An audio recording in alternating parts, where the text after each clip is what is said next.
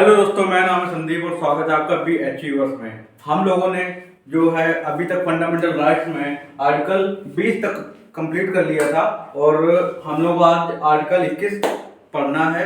Article 21 में जो दिया गया है उसमें कई सारी चीजें निकल के सामने आई हैं, कई केस हुए हैं। ठीक है, तो इसको हम लोग बहुत ही अच्छे से विस्तार पूर्वक समझेंगे और ये जो वीडियो है ये आर्टिकल 21 वाला ये 2 पार्ट में आएगा। ठीक है, क्योंकि ये थोड़ा सा लंबा हो जाएगा, इसलिए इसको जो है 2 पार्ट में हम लोग करने की कोशिश करेंगे। आर्टिकल 21 को बहुत ही अच्छे से विस्तार पूर्वक समझेंगे। ठीक, क्योंकि इसमें बहुत सारी चीजें समझने वाली हैं, इसलिए हम लोग कोई जल्दबाजी नहीं करेंगे, बहुत ही अच्छे से इसको कंप्लीट करेंगे।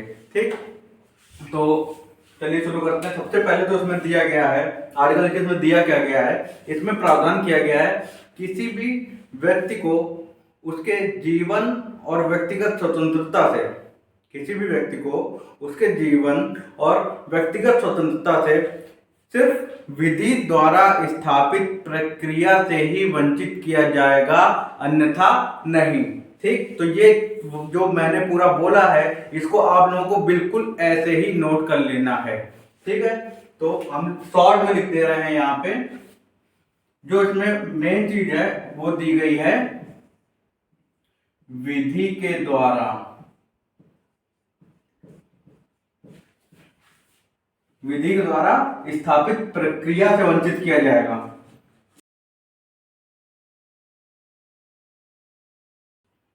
ये मेन चीज है,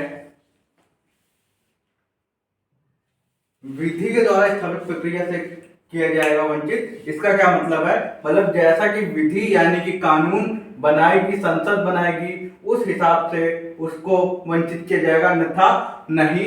ये हमारा आर्टिकल 21 में दिया गया है।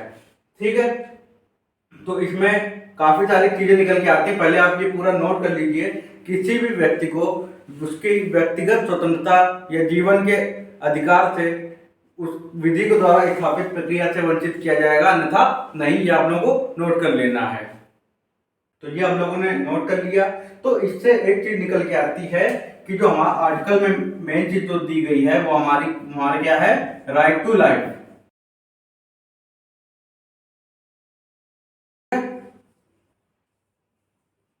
यानी कि जीवन का अधिकार किसमें है, आर्टिकल 21 में। एग्जाम में पूछेगा जीवन का अधिकार संबंधित प्रावधान किस आर्टिकल में है, तो आर्टिकल 21 में है। ठीक ठीक, तो इसमें हम लोग देखते हैं कि एक केस आया था सुप्रीम कोर्ट में, MC मेहता केस 1950। उसमें सुप्रीम कोर्ट ने कहा है जीवन के अधिकार में सिर्फ जीना, यानी कि अगर कोई जिंदा है तो वह उसको जीवन का अधिकार उसको मिल रहा है। अगर मतलब केवल जीवन के अधिकार में केवल जिंदा रहना ही शामिल है, ये बताया गया MC मेहता केस 1950 में। तो ये हम लोग नोट कर लेंगे।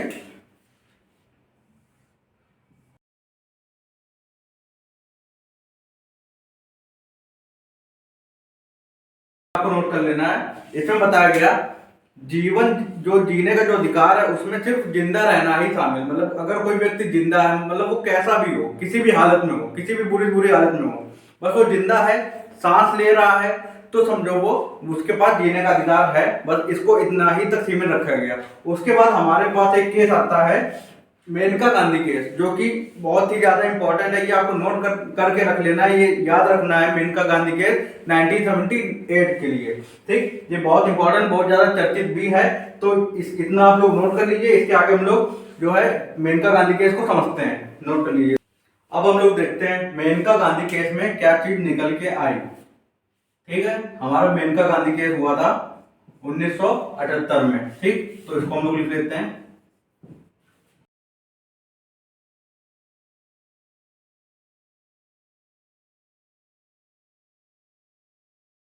जिनको भी लिखना है, ठीक है।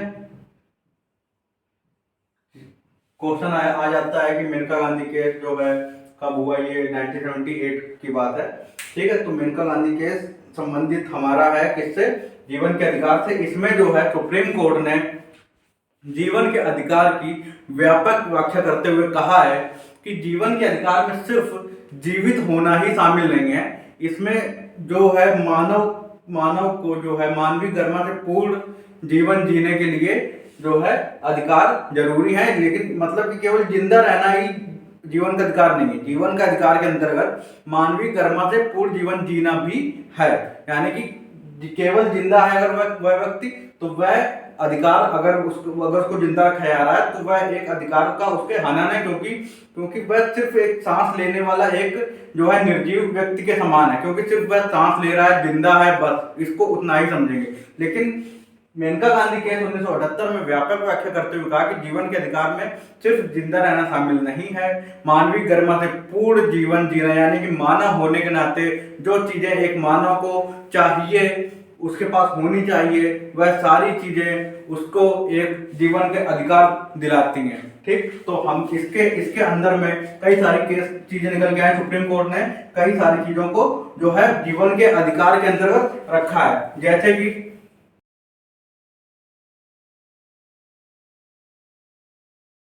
पासपोर्ट का अधिकार।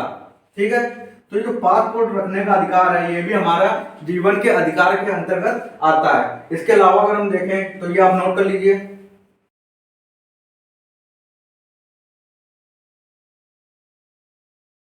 इसके अलावा अगर हम देखें तो कई सारी चीजें निकल के आती हैं। विदेश यात्रा का अधिकार,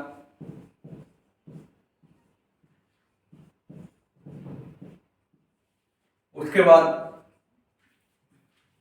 मनमाने तरीके से गिरफ्तारी के दौरान हाथ पैर ना बांधने का अधिकार।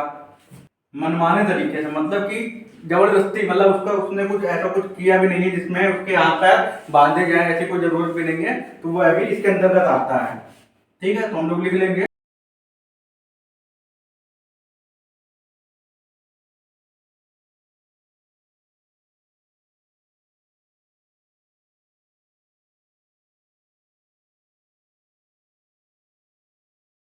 ये चीज आप लोग नोट कर लीजिए।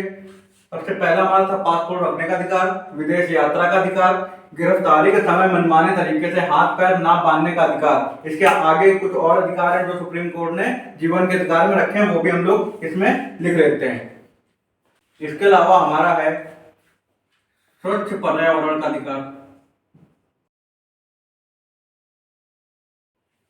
स्वच्छ पर्यावरण का अधिकार भी हमारा जीवन के अधिकार में आता है आर्टिकल 21 के अंतर्गत। और स्वच्छ पर्यावरण का जो है हमारा नीति निर्देशक तत्व यानी कि डीपीएसपी के तहत भी हमारा आता है। इसके अलावा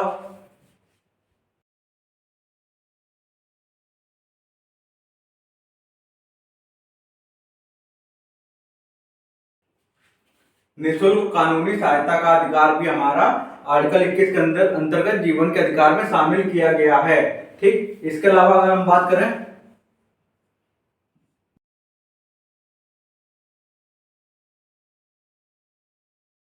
निद्रा का अधिकार यानी कि सोने का अधिकार। आपका जो सोने का अधिकार है वो भी आपका फंडामेंटल राइट्स है। आप अगर सो रहे होंगे तो आपको कोई डिस्टर्ब नहीं कर सकता है, जितना मन चाहिए सोइए। ठीक है, तो क्योंकि हमारा निद्रा का अधिकार आता है किसके अंतर्गत, आर्टिकल 21 के अंतर्गत, अनुच्छेद 21 के अंतर्गत आता है, जो कि हमारा स्वतंत्रता के अधिकार में है। ठीक, तो ये सारी चीजें कुछ हैं। और एक चीज इसमें और है, देखिए निद्रा के अधिकार का जो हमारा अधिकार शामिल हुआ है, एक केस आया था बाबा रामदेव के बारे में आपने वो केस सुना होगा। 2011 के समय में बाबा रामदेव जो थे वह एक कोई सभा आयोजित कर रहे थे, अपना भाषण दे रहे थे, उसकी अपने उनकी जो योग की जो भी थी, ठीक है, सभा। तो वहां पे बहुत सारे उसमें लोग जो है शामिल हुए थे। उस सभा में बहुत सारे लोग उसमें शामिल हुए थे। तो रात के समय ये सभा हो रही थी, रात के समय शायद। तो उस समय जो है ये जो सभा हमारी बाबा रामदेव चल रही थी, तो उसमें धीरे धीरे वो एक राजनीतिक जो है दृष्टिकोण उसमें दिखने लगा, राजनीतिक चीजें उसमें कुछ दिखने लगी। वह एक जो है राजनीतिक भाषणबाजी उसमें होने लगी। ठीक है, इस तरह की चीजें होने लगी। तो पुलिस प्रशासन को ऐसा लगा कि यहाँ पे जो है अब मामला बिगड़ने वाला है, क्योंकि इस राजनीतिक चीजें, राजनीतिक भाषण होने लगी, जबकि ऐसी कोई इसकी जो है सूचना नहीं दी गई थी कि इसमें ऐसी चीजें होंगी। तो फिर उसमें होने लगी, वो पुलिस प्रशासन ने बहुत बुरी तरीके से वहां पे उन लोगों को भगाया, और उस समय आपने देखा होगा बाबा रामदेव भी वहां से भागे थे, देखा होगा। तो इस तरीके की चीजें घटनाएं कुछ हुई थी, तो वहां से जो है रामदेव बाबा ने केस किया कि भाई हमारे वहां पे लोग जो थे सोए हुए थे, उनने कुछ ऐसा कुछ भी गलत चीजें नहीं करी थी, वो आराम कर रहे थे, क्योंकि समय ऐसा था कि लोग सो रहे थे, बैठे थे, आराम कर रहे थे, ठीक। तो उस तरीके से प्रशासन ने जो उस पे लाठी वगैरह डंडे वगैरह चलाए हैं, तो उससे उनका अधिकार भी, जीवन का जो अधिकार है वह उसका जो उसकी हानि हुई, तो वहां से हमारा ये निद्रा का अधिकार निकला है, ठीक है। तो इसके अलावा ये चीजें आप जो नोट कर लीजिए। इसके अलावा हम लोग देखते हैं, इसके अलावा एक हमारा अधिकार है,